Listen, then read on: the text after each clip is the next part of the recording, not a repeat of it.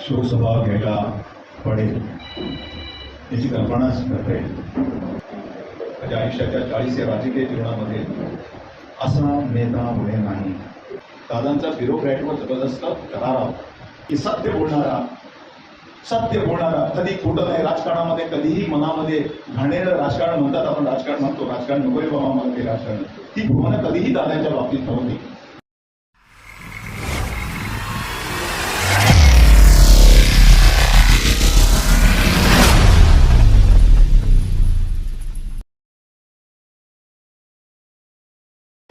शोकसभा घ्यायला पडेल याची कल्पनाच करता येईल. कारण माझ्या आयुष्यातले 40 वर्ष मी पवारसाहेबांच्या कुटुंबावर, एस काँग्रेस, समांतर काँग्रेस, सुनील नलावडे असेल, मी असेल, आणि नंतर 99ला पक्ष स्थापन झाला. जवळजवळ 15 वर्ष या पक्षाचं सरकार या राज्यामध्ये होतं आणि अतिशय जवळून संबंध दादांचे आहेत. आपण सर्वांनी दादांच्या गुणांबद्दल आपण उल्लेख केला. महाराष्ट्राच्या राजकारणामध्ये, माझ्या आयुष्याच्या 40 या राजकीय जीवनामध्ये असा नेता पुढे नाही. आपण म्हणा की राजकारणातले नेते हे खोटी प्रॉमिसेस देतात. आज ये, उद्या ये, मी हे करीन, मी ते करीन. याच्यामध्ये दादा कधीच नव्हते. त्यावेळेला जनता दरबार लागायचा नसेल आणि त्यावेळेला मी नोकरी सोडली आणि सकाळी 6ला, आता आम्ही पण मंत्री नाही काही नाही, पण दादा 6ला येणार. त्यावेळी प्रदेश कार्यालयामध्ये आम्ही 6 वाजता उपस्थित करतो. स्वच्छतेच्या बाबतीत इतके टिपटाप होते ते आपल्याला सांगायलाच नाही. त्यावेळेला निवडणुकीचं मटेरियल माझ्याकडे मी इन्चार्ज होतो आणि मला हेमंत टाकले त्यावेळेला ते ट्रेझरर मला दिनकर दादाकडे सगळे मंजूर करून, टोपी असेल, मफलर असेल, झेंडे असेल. मग म्हणजे मी गेलो, दिनकरराव काय हे टोपी आहे, फेकून दिली. ती मफलर आहे, बरोबर फेकून दिली. अरे बापरे, दादा ठीक आहे, तुम्ही काय केलं. म्हणजे बारकाईने मी पाहिले. आता आपण सर्वांनी सांगितलं, एक मुलगी आली होती, तिने पायलटचा कोर्स केला आणि पायलटचं मार्केट बूम झालं, एवढं खाली आलं आणि कुठेही नोकरी मिळत नव्हती. आणि तिने साधारण मला 15 लाख रुपये सहकार बँकेतून कर्ज घेतलं. त्यामुळे दादांच्या दरबारामध्ये आली, दादा माझं आता घर हे बँक आता ताब्यात घेणार आहे, ती काय करू. तू काय केलं. मी पायलटचं प्रशिक्षण केलं, कारण आता मला नोकरी कुठेच मिळत नाही आणि माझे आई वडील शेतकरी आहेत आणि मला आता घर जाणं, काही जमीन जाणं. लगेच माझ्यासमोर मी साक्षी आहे त्याचा, लगेच त्या सहकारी बँकेच्या अध्यक्षाला फोन केला आणि दादांनी सांगितलं तुमच्याकडे पैसे मागू नका, तुमचा संध्याकाळपर्यंत चेक तुमच्या बँकेमध्ये येईल. अशी तुम्ही कल्पना करू शकता. ठीक आहे, संबंधित मंत्री आपल्या खात्याचा मंत्री त्या खात्याला संबंधित कामं करू शकते, पण एक ग्रामीण भागाची एक मुलगी आली आहे, तिने प्रशिक्षण केलेलं आहे आणि ते कर्ज 15 लाख रुपये असं एक नाही.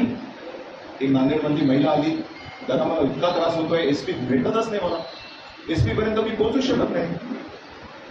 आपल्याला माहिती आहे दादांचा ब्युरोक्रॅटवर जबरदस्त करारा, IPS असेल, IS असेल, अशी कल्पनाच करता येणार नाही. लगेच एसपीला फोन केला, एसपी मला ह्या महिलांची काय तक्रार आहे, काय आहे सगळं ऐकून घ्या आणि मला संध्याकाळपर्यंत फोन करा. उद्या परवा नाही, ती महिला परत आली दुसऱ्या 8 दिवसानंतर दरबारामध्ये. दादा तुमच्या कृपेने माझे सगळे प्रश्न सुटले.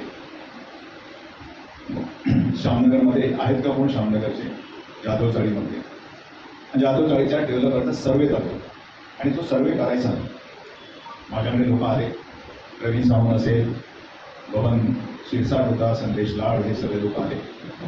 आम्ही दादांकडे गेलो आणि त्यावेळेला अगरवाल मला वाटतं काहीतरी प्रिन्सिपल सेक्रेटरी हाऊसिंगचे होते. 7 वाजता प्रिन्सिपल सेक्रेटरी हाऊसिंग लगेच फोन केला, सर्वे होता कामा नये, या डेव्हलपरची दादागिरी चालली आहे. जोपर्यंत लोकांची मीटिंग होत नाही, संबंधित लोकांना SRA पाहिजे की नाही, त्यांचा सेल्फ रिडेव्हलपमेंट आपल्याला कल्पना आहे. लोकांची अपेक्षा सेल्फ रिडेव्हलपमेंट होता, डेव्हलपर कसा काय करतो, थांबा तुम्ही. लगेच त्यांना सांगितलं 11 वाजता या. मी प्रिन्सिपल सेक्रेटरीकडे गेलो. मला प्रिन्सिपल सेक्रेटरी म्हणाला, तुम्ही कशाला दादांकडे गेला? मी झोपलो होतो 7 वाजता.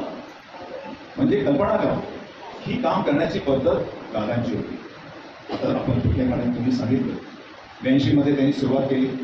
पुणे मध्यवर्ती सहकारी बँकेमध्ये 300 कोटी होते. त्या 300 कोटीचे त्यांनी 1,00,000 कोटी रुपये करून दिले. किती? 1,00,000 कोटी. नंतर ती बँक खाली आली. पण नंतर म्हणजे इतका दबदबा सहकार क्षेत्रामध्ये होता. सुगिरणी असू देत, साखर कारखाने असू देत, सहकारी बँका असू देत, त्या सर्वांवर म्हणून महाराष्ट्राचा, पश्चिम महाराष्ट्र असू देत, या महाराष्ट्रावर जी पकड होती, आदरणीय साहेब असू देत, आदरणीय दादा होते, ती यांची होती. आणि म्हणून 1991 मध्ये ते बारामतीमधून लोकसभेवर गेले आणि त्याच्यानंतर ते पूर्णपणे महाराष्ट्रामध्ये 35 वर्ष राहिले. त्या 35 वर्षामध्ये 6 वेळा मुख्यमंत्री नियतीने त्यांना मुख्यमंत्री देण्याचं काम नाही. 2004 मध्ये राष्ट्रवादी काँग्रेस पक्षाला सर्वात जास्त 71 जागा मिळाल्या होत्या. त्यावेळेला संधी होती, पण आदरणीय पवार साहेबांनी तो निर्णय घेतला, महाराष्ट्रभर हा पक्ष गेला पाहिजे आणि म्हणून जास्तीचे मंत्री घेण्यासाठी तो निर्णय घेतला आणि त्यावेळेला आपण जाऊ शकलो नाही. ती एक संधी आलेली होती 2004 मध्ये. आणि म्हणून आज या ठिकाणी आमदार साहेब असतील, नगरसेविका असतील, सर्व पक्षाचे वेगवेगळे संबंधित कार्यकर्ते असतील, असा एकही पक्षाचा कार्यकर्ता नाही, मग तो नेता नाही की दादांच्या बद्दल खूप चांगलं सांगेल.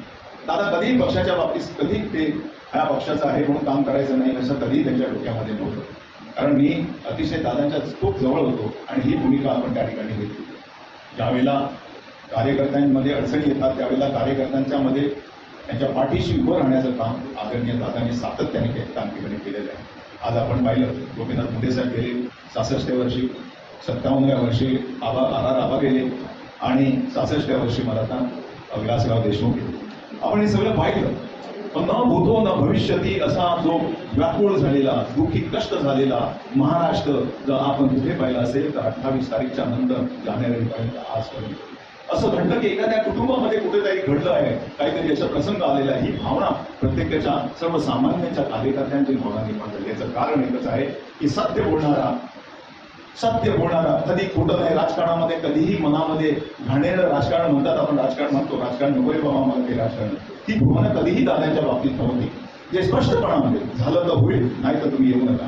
आता म्हणाले बरोबर आहे, साहेब आता म्हणाले बरोबर आहे, मी गेलो, मला सांगितलं, कारण ती पॉलिसी होती, त्यांच्या सरकारची पॉलिसी होती, आम्ही तुम्हाला देऊ शकत नाही, नाहीतर तुम्हाला प्रश्नच नाही. चटकन एका फटक्यामध्ये देण्याची भूमिका दादांची होती. एक मोठं संकट आमच्यावर उद्भवलेलं आहे. मी मला म्हणजे आता बऱ्याच जणांनी सांगितलं बरोबर आहे की हे कधी खरे दादांच्यासाठी हे कल्पनाच करता येणार नाही. पण शेवटी हे कसं आहे की आपल्याला जोपर्यंत चंद्रसूर्य आहे तोपर्यंत या काही गोष्टी काही खूप आपण टाळू शकणार नाही. आणि म्हणून आपण सर्वांच्या वतीने, सर्व पक्षांच्या वतीने, आपण सर्वांच्या कार्यकर्त्यांच्या वतीने आणि कुटुंबाच्या वतीने त्यांना श्रद्धांजली व्यक्त करतो.